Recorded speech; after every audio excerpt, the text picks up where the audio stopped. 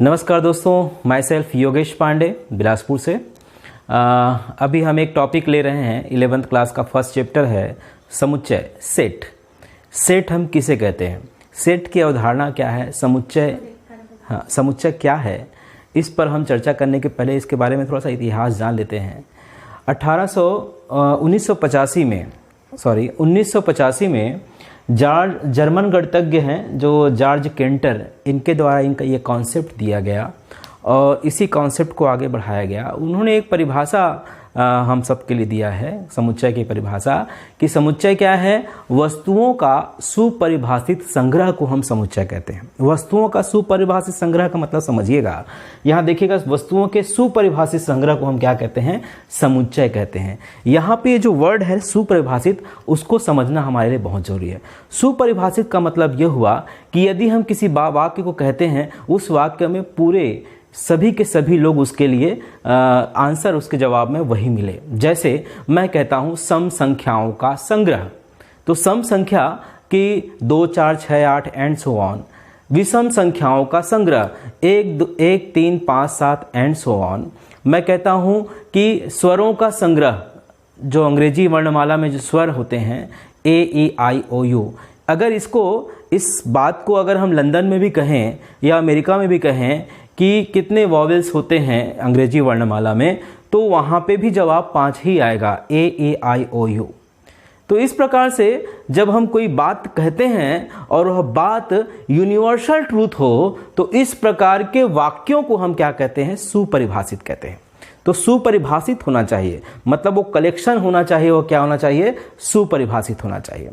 यदि मैं कहूँ इंडिया के गणितज्ञों के संग्रह, सर्वश्रेष्ठ गणितज्ञों का संग्रह, अब यहाँ पे बात थोड़ा समझिएगा। सर्वश्रेष्ठ गणितज्ञों का संग्रह का मतलब क्या हुआ कि हम ये नहीं कह सकते कि ये सर्वश्रेष्ठ गणितज्ञ है, उसका कोई पैमाना नहीं है, उसका कोई ऐसा तरीका नहीं है कि ये सर्वश्रेष्ठ है, ये उससे कम सर्वश्रेष्ठ है। इसका मतलब ये हुआ, इसका मतलब ये मैं कहना चाह रहा हूँ कि यहाँ पर हम अंदाजा नहीं सकते हैं कि रामलाल सर्वश्रेष्ठ है या श्यामलाल सर्वश्रेष्ठ है या लड़गू राम सर्वश्रेष्ठ है।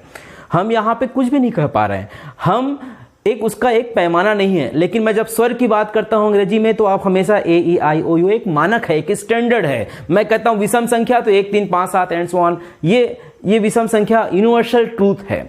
तो इसी प्रकार से जो सुपरिभाषित का तात्पर्य मैं समझाना चाहूंगा मित्रों, कि सुपरिभाषित का मतलब सिंपल सी बात है कि ऐसा कथन जो यूनिवर्सल ट्रूथ हो, जिसके लिए कोई कोई दो लोग खड़े ना हो कि ये नहीं हो सकता, ये हो सकता है, मतलब सब उसके लिए राजी हो। तो इस प्रकार के वाक्य को हम क्या कहते हैं, सुपरिभाषित वाक्य कहते हैं। तो समुच्चय क्या हुआ, समुच्चय है ऐसे वस्तुओं का संग्रह जो सुपरिभाषित हो, जिसमें एक नियम चलता हो कि भाई यहाँ ये सुपरिभाषित, एक कंडीशंस हैं, ठीक है। इनके जैसे भारत के नदियों का संग्रह, हमारे पास पूरे डाटा हैं, भारत में कितने सारी नदियां हैं, उन सारी नदियों का नाम लिख दीजिए और वो संग्रह बना दीजिए, तो ये समुच्चय कहलाएगा, ठीक है।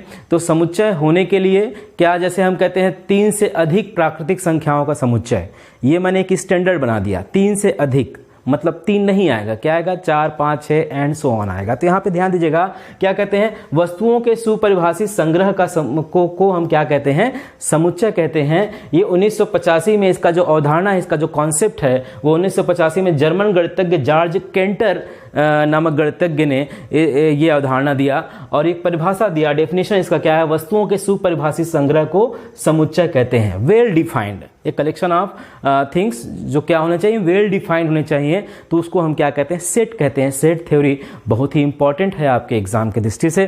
तो यहाँ पर देखिएगा, सेट थ्योरी में समुच्चय की परिभाषा क्या होता है, मैंने बता दिया कि समुच्चय, वस्तुओं के सुपरिभाषित संग्रह को हम समुच्चय कहते हैं और इसे हम रिप्रेजेंट करते हैं capital A, capital B and so on से। और इसमें जो अवयव होते हैं, इसके जो एलिमेंट होते हैं, उसको हम small a, small b, small c and so on से रिप्रेजेंट करते हैं। और कुछ लिखते ऐसे हैं, कैपिटल A सर्कल ब्रैकेट में, जैसे हम AEIOU ये हमने लिख दिया। इसमें हम कहते हैं, क्या लिख सकते हैं, अंग्रेजी वर्णमाला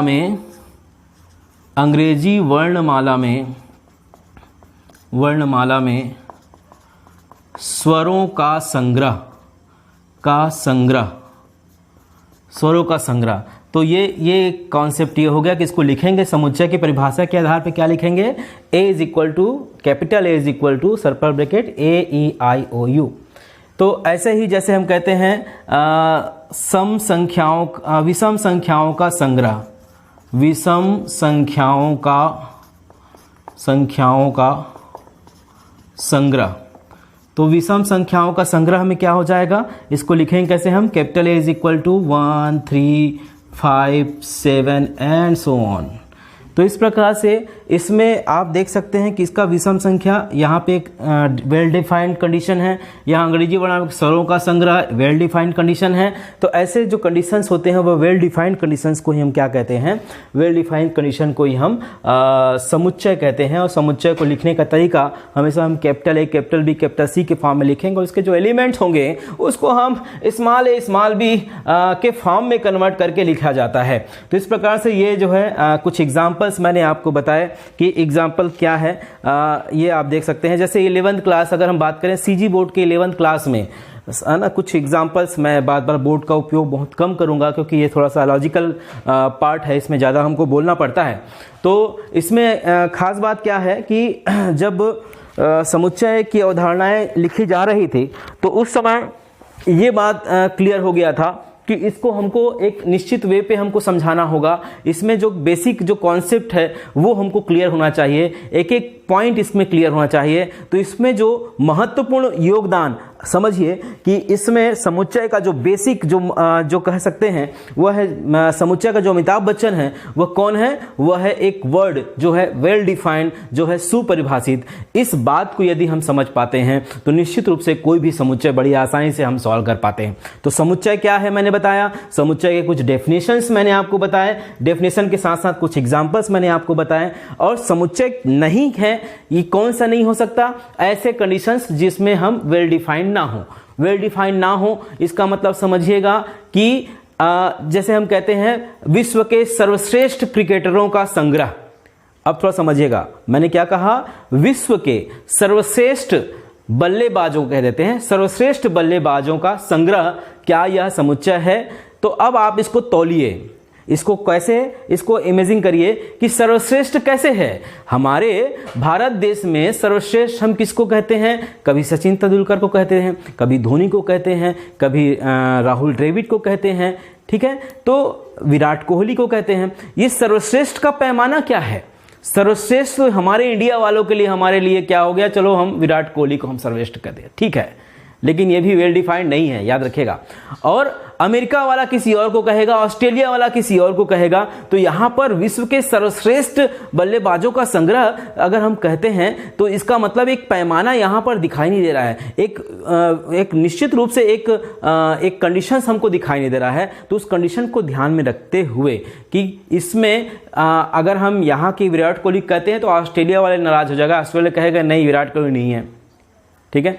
तो विश्व के सर्वश्रेष्ठ बल्लेबाज का संग्रह, विश्व के सर्वश्रेष्ठ बल्लेबाजों का संग्रह, अगर हम एक ऐसे कुछ बात कहते हैं तो निश्चित रूप से वो समुच्चय नहीं होगा, क्योंकि उसमें वेल डिफाइंड नहीं है, क्योंकि उसमें सारी बातें हम नहीं रख पाते हैं, ठीक है। तो वेल डिफाइंड इसमें आप याद रखिएगा कि वेल डिफाइंड होता क्या है और समुच्चय की परिभाषा क्या है। समुच्चय के एक दो एग्जाम्पल मैंने आपको बता दिया, इससे बहुत सारे एग्जाम्पल आप ले सकते हैं। तीसरा एग्जाम्पल देख सकते हैं सेट ऑफ नेचुरल नंबर, है ना भाई, set of natural number. Set of natural number क्या होगा, नेचुरल नंबर होगा 1 2 3 4 and so on. Set of whole number, next क्या होगा, set of whole number. Set of whole number में क्या होगा, 0 1 2 3 एंड सो ऑन। नेक्स्ट क्या होगा, सेट ऑफ इंटीजर नंबर।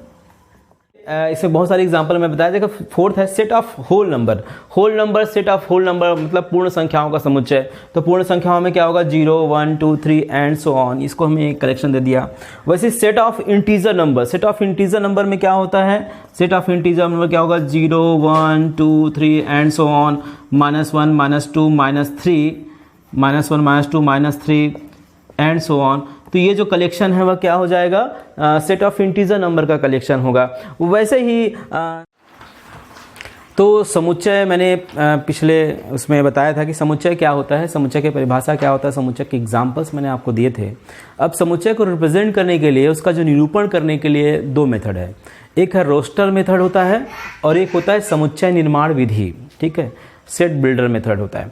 तो रोस्टर मेथड में कैसा होगा थोड़ा समझिएगा। रोस्टर मेथड कुछ नहीं है, जैसे कुछ एलिमेंट्स दिए होंगे, उसका कलेक्शन होता है, उसको सिस्टमेटिक वे पे लिखा जाता है। जैसे इससे पहले मैं एग्जांपल की बात किया, जैसे हमने ए लिखा, ए ई आई ओ यू, है ना। जैसे मैंने लिखा यहाँ पर 1 3 5 7 एंड सो ऑन। इसको मैंने लिखा यहाँ पर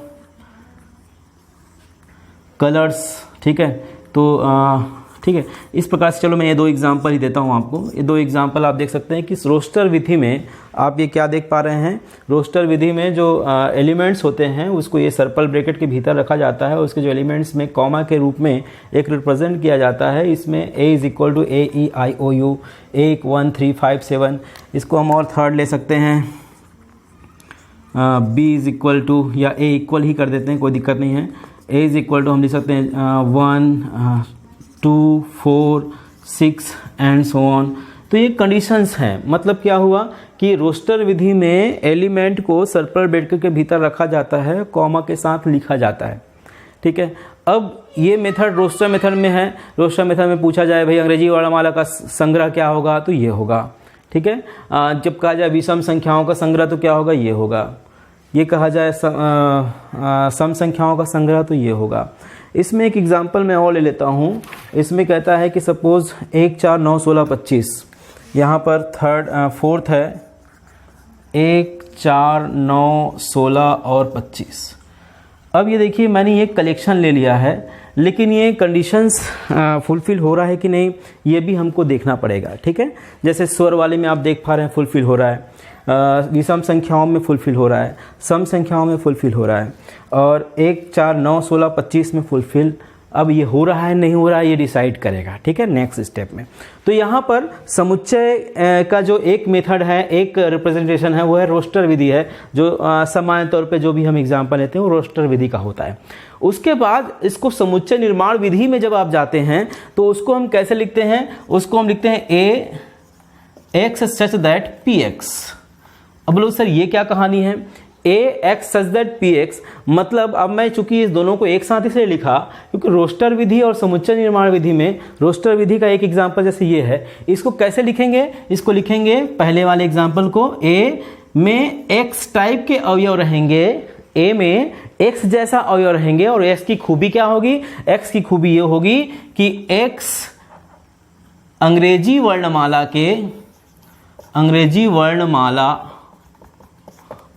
का स्वर है।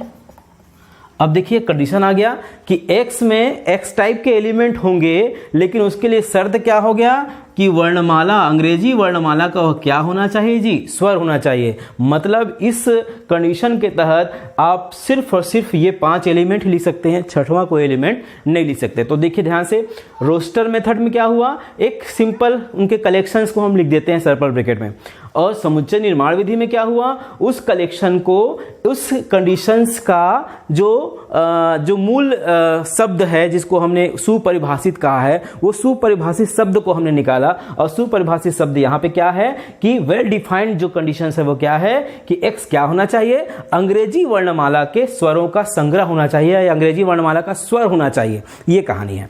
दूसरा जो एग्जाम्पल है उसमें आप देखिए, उसमें x किस प्रकार से होना चाहिए, 1 3 5 7 आप देख सकते हैं। x इस प्रकार है, x विषम संख्या है, x विषम संख्या है। अच्छा, थर्ड में देखिए, थर्ड में क्या कहता है, x इस प्रकार होगा, x क्या होना चाहिए, सम संख्या है। मतलब इसमें सम संख्याओं के एलिमेंट ही आएंगे। थर्ड क्या होता है, नेक्स्ट फोर्थ क्या होता है, फोर्थ कहता है, तो फ्रेंड्स यहाँ पे देखिएगा कि जो a is equal to ex such that x is equal to n square, n प्राकृतिक संख्या, n का मान 5 या 5 से कम है। ये बात हम थोड़ा समझिएगा। यहाँ पे जो बात हम कर रहे हैं, a 1 4 9 16 25, ये हमने एक कलेक्शन ले लिया। अब ये जो कलेक्शन हमने लिया है, ये कलेक्शन को हमको फुलफिल कराना होगा, कंडीशंस के साथ फुलफिल कराना होगा कि निश्चित रूप से ये समुच्चय है कि नहीं, और समुच्चय है तो किस कंडीशन, किस प्रतिबंधों के तहत ये समुच्चय है। तो यहाँ पर एक बात ध्यान दीजिएगा, इसको हम 1 का स्क्वायर, 2 का स्क्वायर, 3 का, 4 का, 5 का स्क्वायर हम लिख सकते हैं। इसमें एक चीज़ कॉमन है, सब में पावर 2 है और यहाँ 1 2 3 4 5 है। तो यहाँ पे आप देखिए x, आप लिखने का तरीका थोड़ा ध्यान दीजिएगा, इसमें एक एक पॉइंट को आपको लिखना पड़ेगा। पॉइंट नंबर 1 क्या कि x इस प्रकार है कि x n स्क्वायर, इतने बस लिखने से नहीं चलेगा। x equal to n square है, ये लिखने से नहीं चलेगा। यहाँ पर आपको देखना पड़ेगा कि ये कहाँ तक जाएगा, तो बताना पड़ेगा कि ये n एक्चुअल में है क्या। n हम क्या लिख सकते हैं, तो n हम प्राकृतिक संख्या लिख सकते हैं 1 2 3 4 5 एंड सो ऑन। उसके बाद प्राकृतिक संख्या लिखने के बाद हम कहेंगे कि n की जो वैल्यू है उसको भी एक प्रतिबंध, उसके भी एक कंडीशन लगाना पड़ेगा कि n की वैल्यू या तो 5 हो सकता है, मतलब 5 इक्वल हो सकता है, या 5 से कम हो सकता है। और प्राकृतिक संख्या में 5 से